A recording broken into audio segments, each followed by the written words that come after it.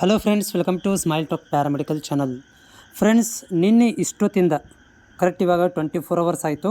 ನಿನ್ನೆಯಿಂದ ಇಲ್ಲಿ ತನಕನೂ ಕೂಡ ಕೆಇದವರು ಸಿಕ್ಕಾಪಟ್ಟೆ ಅಪ್ಡೇಟ್ಗಳನ್ನು ಮಾಡಿದ್ದಾರೆ. ಆದರೆ ನಮ್ಮ BSc ನರ್ಸಿಂಗ್ ವಿದ್ಯಾರ್ಥಿಗಳಿಗೆ ಯಾವುದನ್ನು ಕೂಡ ಇಲ್ಲಿ ಒಂದು ಲಿಂಕನ್ನು ಕೂಡ ಬಿಡಲಿಲ್ಲ. ಅದು ಸೀಟ್ ಮೆಟ್ರಿಕ್ಸ್ ಇರ್ಬೋದು ಅಥವಾ ಫೀಸ್ ಸ್ಟ್ರಕ್ಚರ್ ಇರ್ಬೋದು, ಮತ್ತು ಅದಕ್ಕೆ ಸಂಬಂಧಿಸಿದಂಥ ಯಾವುದೇ ಥರದಂಥ ಗೈಡ್ಲೈನ್ಸ್ ಕೂಡ ಇನ್ನೂವರೆಗೆ ಅಪ್ಡೇಟ್ ಆಗಿಲ್ಲ. 24 ತಾಸು ಆಯ್ತು ಇವಾಗ. ಬಟ್ ಇಲ್ಲಿ ಜಸ್ಟ್ ಅಪ್ಡೇಟ್ ಆಗಿರುವಂಥದ್ದು ಸ್ಕೆಡ್ಯೂಲನ್ನು, ಫಸ್ಟ್ ರೌಂಡ್ ಸ್ಕೆಡ್ಯೂಲನ್ನು ಅಪ್ಡೇಟ್ ಮಾಡಿದ್ದಾರೆ. ಸೊ ಇವತ್ತಿನ ಈ ಒಂದು ಅಪ್ಡೇಟ್ ಒಳಗಡೆ ಸುಮಾರು ಅಪ್ಡೇಟ್ಗಳನ್ನು ಮಾಡಲಾಗಿದೆ. ಆದರೆ ಇವಾಗ 2 ಅಪ್ಡೇಟ್ಗಳು ಪೆಂಡಿಂಗ್ ಇದ್ದಾವೆ. ಒಂದು ಫಸ್ಟ್ ರೌಂಡ್ದು ಏನಪ್ಪ ಅಂತಂದರೆ ಸೀಟ್ ಅಲಾಟ್ಮೆಂಟ್ ಸ್ಕೆಡ್ಯೂಲ್ ಅಂತಿದೆ. ಇನ್ನೊಂದು ಏನೆಲ್ಲ ಆ್ಯಕ್ಟಿವಿಟಿ ಆಗಬೇಕು, ಎರಡೂ ಕೂಡ ಸರ್ವರ್ ಬಿಸಿ ಬರ್ತಾಯಿದೆ, ಅಪ್ಡೇಟ್ ಆಗುತ್ತೆ ಲೇಟಾಗಿ. ಬಟ್ ಇಲ್ಲಿ ಯಾವುದೇ ಥರದಂಥ ನಮ್ಮ BSc ನರ್ಸಿಂಗ್ ವಿದ್ಯಾರ್ಥಿಗಳಿಗೆ ಸಂಬಂಧಿಸಿದಂತಾಗಲಿ ಯಾವುದೂ ಕೂಡ ಅಪ್ಡೇಟ್ ಇಲ್ಲ. ಒಂದು ಅಪ್ಡೇಟ್ ಏನಂತಂದರೆ ಇಲ್ಲಿ ನೋಡಲಿಕ್ಕೆ ಖುಷಿ ಪಡ್ಬೋದು ನೀವು. ಈ ಒಂದು 3ನೇ ಪಾಯಿಂಟ್ ಇದೆ ನೋಡಿರಿ, ಇನ್ಫಾರ್ಮೇಷನ್ ಬುಲೆಟಿನ್ ಅಲಾಟ್ಮೆಂಟ್ ಅಂತಿದೆಯಲ್ಲ, ಈ ಬುಲೆಟಿನ್ ಕ್ಲಿಕ್ ಮಾಡಿದರೆ ಅದರಲ್ಲಿ ಕೆಳಭಾಗದಲ್ಲಿ BSc ನರ್ಸಿಂಗು ಅಂದರೆ ಎಲ್ಲ ಕೋರ್ಸ್ಗಳನ್ನು ಕೊಟ್ಟಿದ್ದಾರೆ. ಯಾವೆಲ್ಲ ಈ CET ಟೆಂಡರಲ್ಲಿ ಬರ್ತವೆ ಎಲ್ಲ ಕೋರ್ಸ್ಗಳನ್ನು ಇಲ್ಲಿ ಕೊಟ್ಟಿದ್ದಾರೆ ಅಷ್ಟೇ. ಹೌದಾ?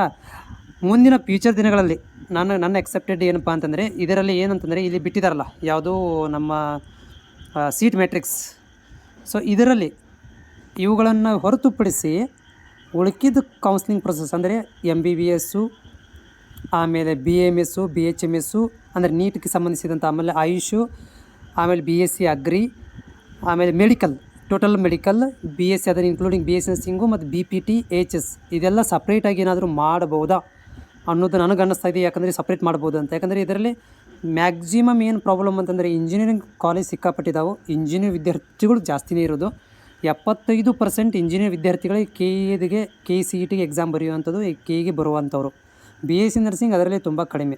ಓಕೆ, ಸೊ ಒಂದು 10% BSc ನರ್ಸಿಂಗ್ ಲೆಕ್ಕ ತೊಗೊಂಡ್ರು ಕೂಡ ರಿಮೈನಿಂಗ್ 75% ಭಾಗ ಏನಿದ್ದಾರೆ ಅಂತಂದರೆ ನಮ್ಮ BSc ಇಂಜಿನಿಯರಿಂಗ್ ವಿದ್ಯಾರ್ಥಿಗಳು ಇರೋದರಿಂದ ಅವ್ರುಗಳಿಗೆ ಬೇಗ ಮಾಡಿದರೆ ಅವ್ರಿಗೂ ಕೂಡ ಏನಾದ್ರು ಈಸಿ ಆಗ್ಬೋದೇನೋ ಈ ಥರ ಯೋಚನೆ ಮಾಡಿರ್ಬೋದು. ಬಟ್ ಈಗ ಸ್ಕೆಡ್ಯೂಲ್ ಬಿಟ್ಟಿರಲ್ಲ, ಇದು ನಮ್ಮ BSc ನರ್ಸಿಂಗಿಗೆ ನನಗನ್ನಿಸ್ತಾ ಇದೆ BSc ನರ್ಸಿಂಗಿಗೆ ಅಲ್ಲ ಇದು ಈ ಕೌನ್ಸ್ಲಿಂಗ್.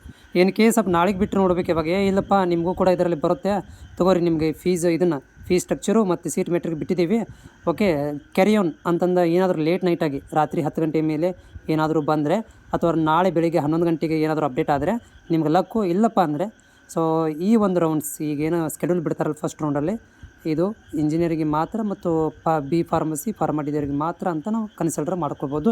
ಹಾಗೇನಾದರೂ ಅಪ್ಡೇಟ್ ಇದ್ದರೂ ಕೂಡ ನಾನು ನಿಮಗೆ ನಮ್ಮ BSc nursing specially AHS, BSc nursing BPTಗೆ ಫಸ್ಟ್ ಇನ್ಫಾರ್ಮೇಷನ್ಸ್ ನಾನೇ ಕೊಡ್ತೀನಿ ಅಂತ ನೀವು ಭಾವಿಸಬಹುದು. ಅಥವಾ ಅದಕ್ಕೆ ಡೈರೆಕ್ಟಾಗಿ BSc ನರ್ಸಿಂಗ್ ಸಂಬಂಧಿಸಿದ ಇನ್ಫಾರ್ಮೇಷನ್ ಕೂಡ ನಾನು ಅಪ್ಡೇಟ್ ಮಾಡ್ತಿರ್ತೀನಿ.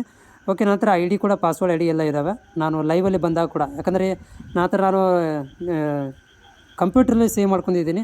ಸೊ ನಮ್ಗೆ ಯಾವುದೇ ಭಯ ಇಲ್ಲ. ಆಪ್ಷನ್ ಎಂಟ್ರಿ ಮಾಡಬೇಕಾದ್ರೆ ನಿಮ್ಗೆ ಲೈವಲ್ಲಿ ಬಿಂದಾಸಾಗಿ ತೋರಿಸ್ತೀನಿ ನಾನು. ID ನನ್ನ ಪಾಸ್ವರ್ಡ್ ಎಲ್ಲ ಇದೆ ನನ್ನ ಹತ್ರ. ಬಟ್ ಆಪ್ಷನ್ ಎಂಟ್ರಿ ಬಿಟ್ಟಿಲ್ಲ ಸಲ ನಾನು ಲೈವಲ್ಲಿ ತೋರಿಸಲಿಲ್ಲ, ಇವತ್ತು ಲೈವ್ ಕೂಡ ಬರಲಿಲ್ಲ.